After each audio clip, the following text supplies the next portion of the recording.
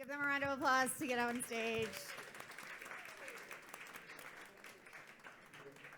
So nice to see you.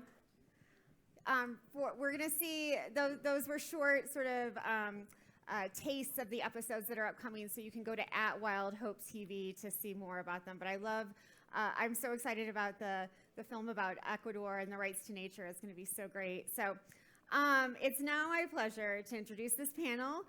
Jared Lipworth is the head of HHMI Tangled Bank Studios and executive producer of Wild Hope. Please give him a round of applause. Bettina Dalton, the producer of Rachel's Farm and Every Little Thing. Please give Rachel a round of applause. And Josh Tickell, a Sundance award-winning filmmaker and the co-founder of Big Picture Ranch and one of my very favorite creators. So nice to see you.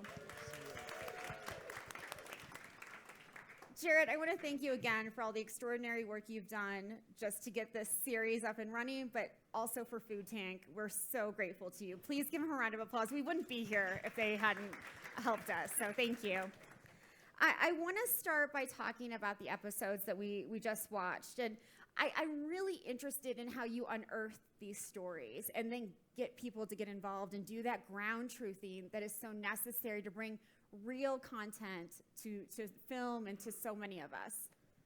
So I think that was the goal for the series. It was based on a book by Andrew Balmford called Wild Hope, where he went around the world and found 12 stories about 7 years ago that showcased different ways that people were taking conservation into their own hands and actually getting stuff done. So we immediately thought, all right, this is a great series. You can imagine what the third story is going to be. You can imagine what the 30th story is going to be, because there's so many of these stories out there. The premise was that unlike climate change, which is global and generally requires global solutions, biodiversity loss is often local and actually will benefit from local action. So we went out and tried to find those stories, and I think our database, before we started shooting anything, I think we had about 150 stories, because so many people around the world were doing this, and we wanted to find stories that were telling intimate stories about a local place and a local solution that worked there, while painting this global picture of what the different ways that you could approach conservation wherever you are and model on other people.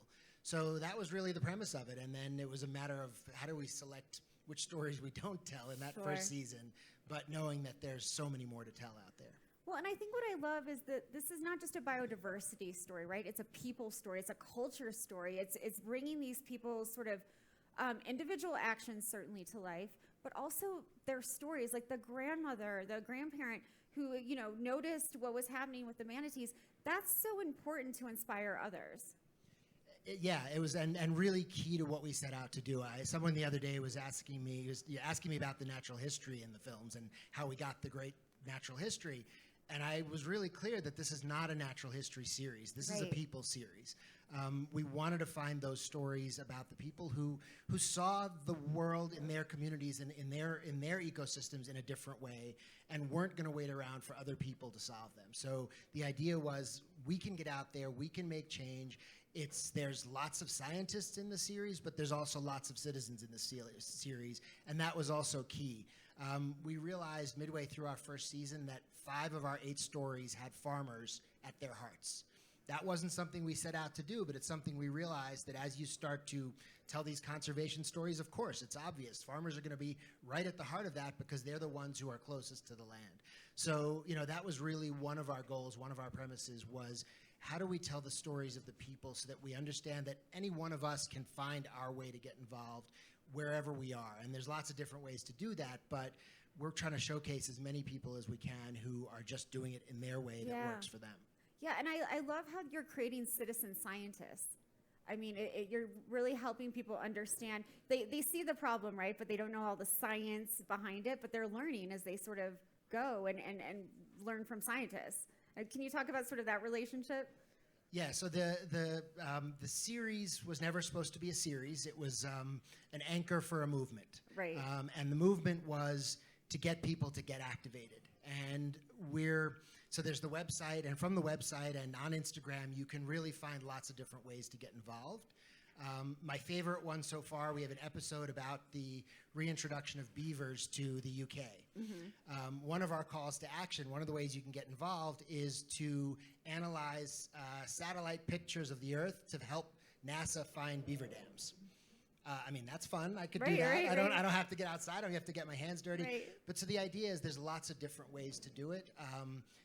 The woman in the Ecuador reel mentioned iNaturalist. That's a tool that scientists are using. It's also a tool that I can use, that I do use when I go out in my own backyard. So cool. So looking for those ways, those easy engagement, and just to show people this does, even if it's in Ecuador, even if it's in Florida, these relate to me. These stories relate to me, and they, if I look at my community through that lens, I'm going to look at ways that I can get involved.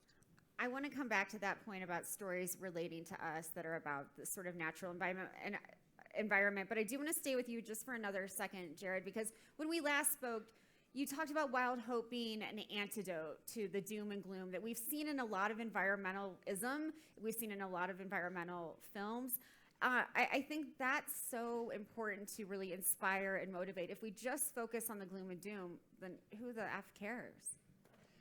And it's not to say that the doom and gloom isn't important and Sure. that we don't need to tell those stories as well, but we've made a concerted effort to tell the positive stories, because otherwise, how do you get up in the morning? If you think that there's nothing we can do, how do you get up? How do you go about your business? And so I think what we're just trying to say is, look, it all is not lost. Nature is resilient. I mean, you see that over and over again in these episodes. If you give it a chance, nature comes back. So the idea is tell those stories, give people some hope, show them that there's ways that they can get involved. And it doesn't take away from the other really serious problems that need global attention, Right. but we want to go into those conversations with some sense that we can still do something. That there's hope and inspiration. So thank you again for putting this series together. It's really cool. Josh, you've been getting up every day for 25 years, maybe a little bit more or less, I'm not sure, and telling these stories in a hopeful and positive way. And I wonder how you learned that approach, because when I was coming up around the same time, it was like, and as an environmentalist at an environmental think tank in Washington, D.C., it was very gloom and doom. And we were focused on the problems and not the solutions. How did you change the paradigm? Well, that's a great question. I was dragged to my first protest at 6 years old. So I've spent the majority of my life, over 40 years, in the environmental movement. And it's always great to talk to young environmentalists, because to have that span of time is, it's a burden and a gift. The burden is that I've seen and been involved with and been arrested for and tied with and held signs for so many things that didn't work over 4 decades. And the gift is that in doing that, and being that has been largely what I've done with my entire life, Yeah. I've had the opportunity to see some wonderful things that do work. And Rebecca and I have a saying in our house, my wife and directing partner, co-founder of Big Picture Ranch, Rebecca here. We have a saying with our kids, we have a saying, every problem has a solution. And we mean it. Like, there's no exception. Sure. And that's the way, when we came together to begin, 2008 was not my first time at Sundance, but it was our first time at Sundance with our first film, and we won the Audience Award at Sundance in 2008 for our film Field to Fuel, which became Fuel. And it's in the coming together of our partnership and the building of Big Picture Ranch, we founded and have cornered every single production, everything we've done, on the basis of the philosophy that there is simply no problem that doesn't have a solution, including climate change, which I don't know many other studios that have spent over 20 years making Right. films only on climate change solutions. So I think, looking at deep green ecology, looking at the movement as it stood in the late 60s, going into the 70s, there were just these shocking realizations of how we were changing the world, Yeah. how humans were impacting the world. And, in college, we studied carbon flows as part of deep green ecology, and we studied something that we thought was going to be called global warming. That was in the 90s, right? Global warming. But it was a very complex biogenic cycle of carbon, but it boiled down to one very simple equation. The carbon we put up in the atmosphere versus the carbon we sequester. And here we are, 20-something years later, and the majority of the environmental movement is still focused on trying not to put up carbon, which according to the International Energy Agency, by 2050 will put up exactly the same amount of carbon we do this year. So obviously, that's not the solution. Sure. And so in our work, what we've tried to do with all of our films, all the way back from Fields of Fuel, which proposed that we could make fuel which would be carbon neutral, or even carbon negative. That was in 2008, all the way to Common Ground today, to our next film, Groundswell, is how do we take really big problems, turn them into solutions that are actionable by everyone, and then make that a movement. Not just 6 people in a cafe that saw a movie that liked it, or several people in a chat room, but like durable, long-term, multi-million person movements that can collaborate across space and time asynchronously, Right. and create global solutions. And with Kiss the Ground, which has been out just over 3 years, coming up on the 4-year anniversary, when the film premiered, there were 250,000 acres of regenerative agriculture in the US. 3 years later, the film is the cornerstone of the movement. It's not the only thing, but it's the cornerstone. We have 34 million acres of regenerative agriculture in the US. And again, not the only thing inside that movement, but it took 50 years to get 5 million acres of organic land in the US. It's incredible. We It's did that in incredible. 3.5. So accelerating curves, creating vibrations that resonate across different populations where many people can start to activate on big things. Yeah, it really goes back to how does this relate to me? How do I get involved? So Bettina, that makes me want to turn to you. And we know that highlighting the importance of these biodiverse ecosystems is really important, and Wild Hope does such an extraordinary job of doing that. But I think when, Josh mentioned, when we think about climate change, biodiversity gets lost in those conversations. I just got back from Dubai last month, where at the climate change, the United Nations Climate Change Conference there, and the biodiversity folks are still sitting pretty much apart from the climate folks. And so why do you personally think it's so important to hone in on biodiversity so that we can look at these other issues and make those connections that are so needed? Good question. I think biodiversity brings the issue back local. So, for instance, the first film I had here at Sundance was Playing with Sharks, that featured Valerie Taylor, who was single-handedly was able to get one species of shark protected, the grey nurse shark, the first shark protected in the world, and she did it as a sort of single working-class woman who just confronted politicians, and anyone that would listen was not terrified by the fishermen that were giving her death threats. So, and we made a film about her life and legacy, and then we realized that she had inspired so many generations, including myself. Like, my inspiration to become a zoologist and then a filmmaker was her image on the front of the National Geographic magazine. Sure. With a chainmail suit, like she was my Marvel superhero. I love it. So I think these little stories and these little moments of inspiration can amplify in a big way. So, I started off doing classic blue chip natural history, and there was a moment when I said, well, I think this is giving people the wrong impression. They're watching films thinking, hey, the planet's fine, and it's also compartmentalizing the natural world in one box, and there's no humans. And in fact, that's completely the opposite message to what we need to be delivering. You can't have the Masai Mara without the Masai people, So I think we're part of a new way of looking at the planet as an integrated way. And we're at a time when it's also a lot of the big corporations have sustainability officers who are obliged to invest in carbon credits. And now we've got biodiversity credits. We've got nature credits. So as filmmakers and activists, I think we should be leaning heavily into this moment in time when they can be paying back for, what might have been damages from the past. Mm-hmm. So, yeah, I think, honing in with biodiversity means you can talk about that frog, that koala, a species that matters to that community and really engage on an emotional level, and maybe through a local hero.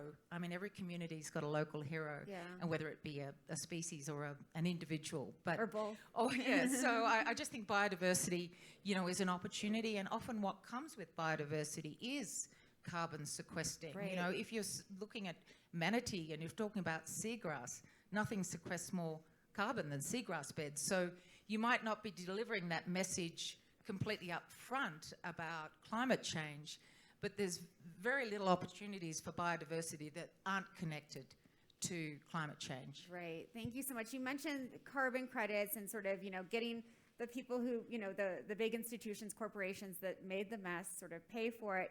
You've come up with some creative financing models for filmmaking in this realm, and I'm wondering if you can talk a little bit about that.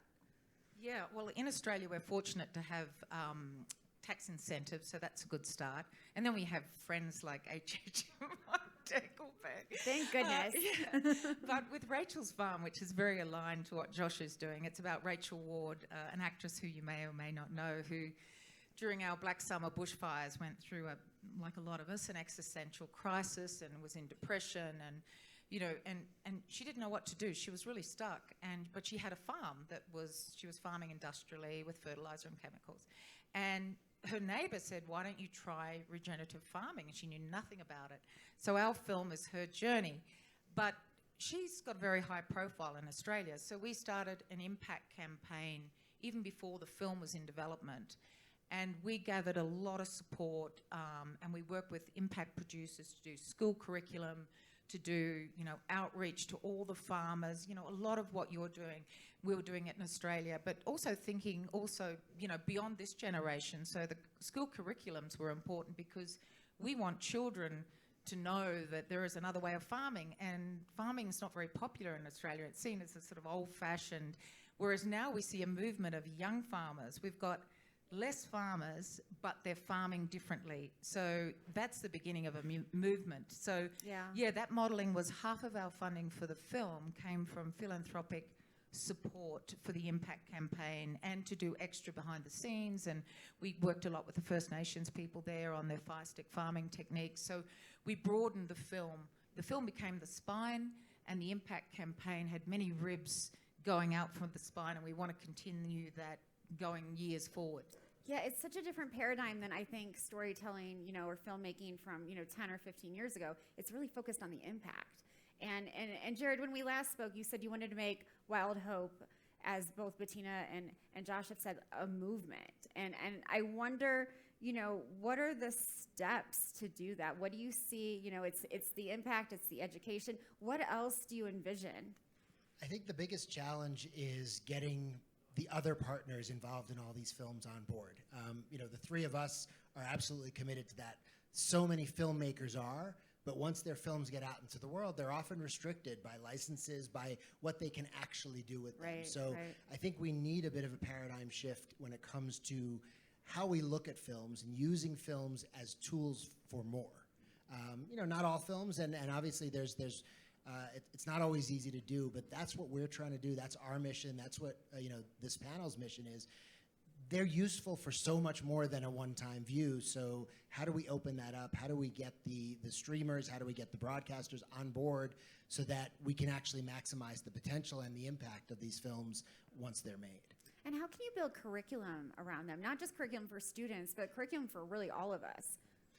Yeah, that's a big part of what we do. The key is to find the experts. We don't claim to be able to make a film and then come up with the best materials for schools or for informal, but we partner with people who do. One of my favorite examples, we had an IMAX film a few years ago called Backyard Wilderness, which was a film about a girl who, through a school project, kind of realizes there's this incredible ecosystem outside her door. And in our early conversations about the outreach for that film, we spoke to the folks who created iNaturalist, the app, the citizen science app, and we said, have you ever thought about an app that's a little more targeted for kids? And they're like, yeah, but we don't have time, we don't have money. Anyway, we worked with them on that. That app became Seek. Seek is now a free app, more popular than iNaturalist, used globally around the world. Can basically, you look at any species, fungi, plants, animals. It'll tell you what the species is. It's gamified in a way that the kids get excited about getting badges. And, you know, I look at, that was a film that is still in theaters, but, you know, will eventually disappear. That app is there forever. And that app is going to engage people to see nature in a different way. And so that's a huge win. And finding those opportunities, finding those outreach partners.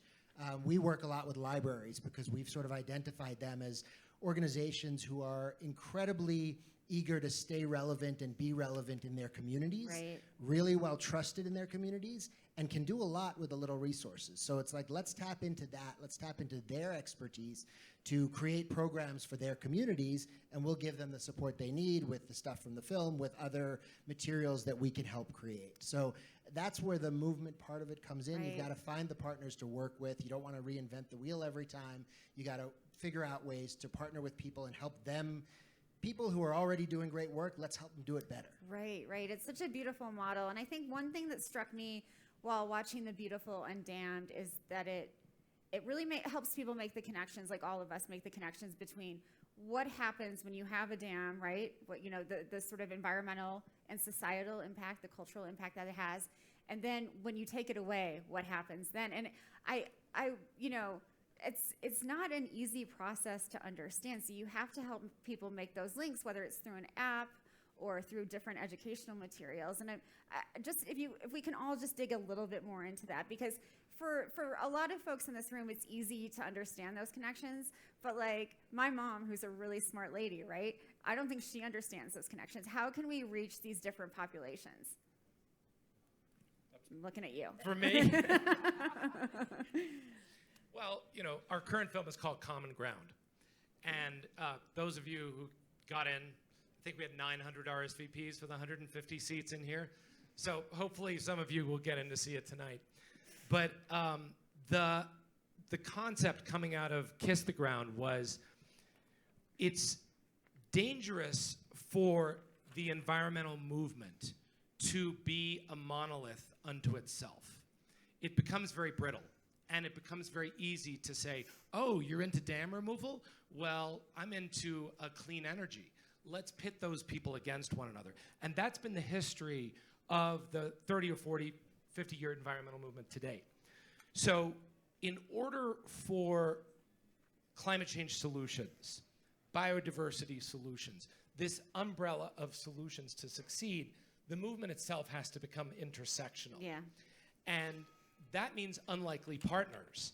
So with our film, you know, we have this incredible cross-section of libertarian, MAGA, you know, super leftist, eco-warrior, chain myself to a tree people, vegans, staunch ranchers, and everybody in between. And kids. It's lovely. And kids. It's lovely. Well, a lot of people bring their kids. I'm always like, you know, that kid is 6. There's scary stuff in this movie. Like, they're like, yeah, well, they play video games. Sure. I mean, like, let's get real. And so part of, I think, what Bob Redford wanted with Sundance, he brought Rebecca and I here in 2008 with our first film and said, look, this is part of the ethos of this festival. You know, he's since, you know, taken a back seat to the festival, and I think it's time for us as environmental storytellers to come back in and say, the point of the festival, the point of meaning here was environmental restoration, conservation, and honoring ancient wisdom. And that's what an intersectional movement is about. And I feel like this is what we're all edging up against, is a new definition of what it means to be an environmentalist, a climate change solution hero, a biodiversity hero, you know, a wild hope hero, all of this stuff. Yeah. And it has to do with perception. When I first drove across the country in the veggie van in 1997, vegetable-powered van, that's what became the first movie. Again, I've been doing this for a while, right? Veggie van was brightly painted with a lot of colors. We'll bring it back next year so you guys can see it. There were people, it was carbon neutral, right? I was taking fryer oil and making fuel. There were people, I would talk to people in parking lots about the van. And I would say, there's a van right here that runs on used cooking oil. And they would be like, where? I'm like, iridescent van standing behind you. Couldn't see it. right? And there's a legend that when Christopher Columbus's ships first came to America, there were certain indigenous people that couldn't see. They didn't have the distinction. And so when we, whether or not it's true, it's sorry if it's not true, but I apologize for propagating something that may be completely inaccurate. Take it back. We know from cognitive science that the mind receives 2 million bits of information every second. We process 2,000. So if we're focused on division, if we're focused on problem, that's what we're going to find as a movement. That's the old 2-act environmental movie, right? It's worse, and it gets way worse, and now I'm depressed. The end, right? But even David Attenborough has changed that in the last part of his career. Yeah. He's like, this is the solution. We need to act. Yeah. So I think it has to do with the intention to create long-term lasting solutions, not backing down. Yeah. And not being like, oh, it was too complicated, we couldn't figure it out. Or, oh, you didn't want to eat regenerative food because we didn't know how to get it in the cafe. But being like, no, we're going to stand for the solutions. They are intersectional. They do involve all of us. And I don't, it's regardless of political ideology or where we come from. This is about everyone's future. And the clock's ticking. Yeah, the clock is ticking. Let's get on it, right? The urgency is there, and I love that you mentioned MAGA, libertarians, vegans, scientists, students. The movement has become so less siloed. I mean, I've seen that in the last 5 years. Let's forget the last decade, but it's becoming so less siloed. That gives us an opportunity, but it's also this huge challenge, because while it's becoming less siloed, we're all still, some of us are still in our silos, and it's hard to break those down. And I wonder how you all sort of individually do it. I mean, you have your impact stuff with Common Ground, which is really effective. But Bettina, as a scientist, how do you start talking to those folks who don't believe in the science, right? Who don't agree with you? You have to be quite tactical. Yeah. So, for instance, I'm working again with Valerie Taylor, the shark conservationist, and we had some marine protected areas rescinded by the lobbying of some recreational fishers who said, oh, we want to go and fish in there, even though we've got this critically endangered species and they're getting hooks in their mouths and dying. And they convinced the government that the value to them was far greater than the value of the marine protected area. So we found a woman who had been funded by Pew Charitable Trust that had worked out the economic value of shark diving in the Maldives, and then she did the same study in Fiji. So we went to get some money to pay for her to go down and do the genuine scientific study on the economic value of shark diving. And then we're working together with PADI, the dive organisation, and with something similar to iNaturalist, which is called Spotter Shark. So you can go down, the grey nurse shark has, you call it here the sand tiger, but it has very distinctive spots that's like a fingerprint. So we're getting all the divers to photograph these spots, upload them, because no one knows how many or how few of these sharks are left. So this gives an individual fingerprint. So we're evidence gathering using citizen science.